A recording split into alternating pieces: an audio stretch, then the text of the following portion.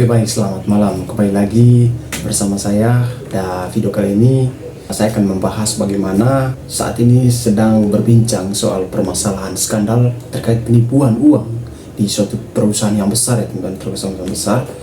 Dan saat ini saya sudah berada di kos Gerar namanya ya, kos Gerar. Dan untuk membahas lebih lanjutnya teman-teman, saya sudah bersama dengan seorang mahasiswa dari Universitas Katolik Widya Mandira yang saat ini sedang menempuh semester 4 program matematika.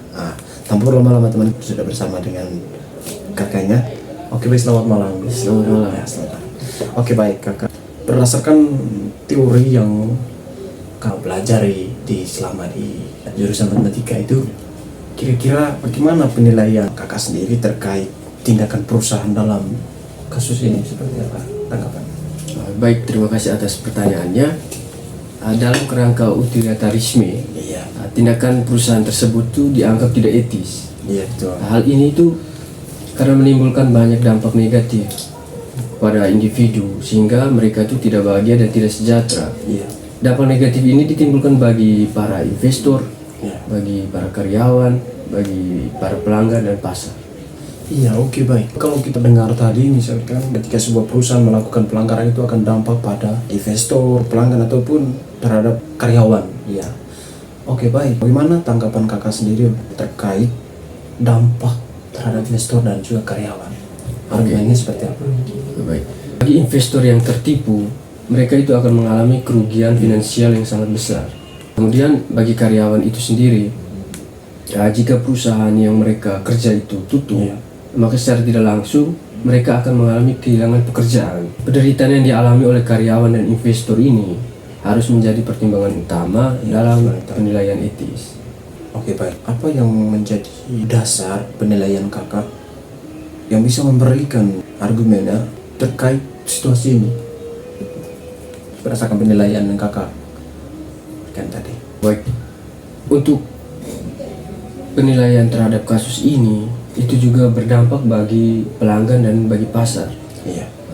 Pelanggan yang merasa dikhianati oleh perusahaan dan mengalami ketidakpuasan, mereka juga pasti akan merasa terjebak. Selain itu, penipuan keuangan juga merusak kepercayaan pelanggan terhadap perusahaan dan industri tersebut. Tindakan perusahaan yang menipu pelanggan dianggap tidak etis karena mengakibatkan penderitaan bagi individu, yaitu bagi pelanggan tersebut. Kira-kira rekomendasi dari kakak sendiri terkait hal ini? Oke. Rekomendasi saya itu untuk meningkatkan pengawasan dan transparansi dalam pelaporan keuangan perusahaan. Kemudian tindakan pengawasan yang lebih ketat agar dapat membantu mencegah kasus penipuan keuangan ini. Selain itu, penting juga untuk memperkuat sistem hukum dan sanksi bagi mereka yang melakukan tindakan kejahatan seperti ini, sehingga ketika mereka mendapatkan sanksi atau denda yang besar, dapat menimbulkan efek jerah bagi mereka, sehingga kejadian-kejadian seperti ini tidak terulang lagi. Oke baik. Mungkin bisa tambah atau sudah pas? Saya rasa pas. Sudah pas. Oke baik teman-teman. Kita sudah membahas sedikit terkait skandal keuangan yang terjadi di sebuah perusahaan besar ya teman-teman ya. Iya, oke baik. Karena kita sudah membahas, selanjutnya saya ucapkan terima kasih kepada teman-teman yang sudah menonton video ini. Saya ucapkan sampai jumpa dan jangan lupa like dan komen subscribe teman-teman ya.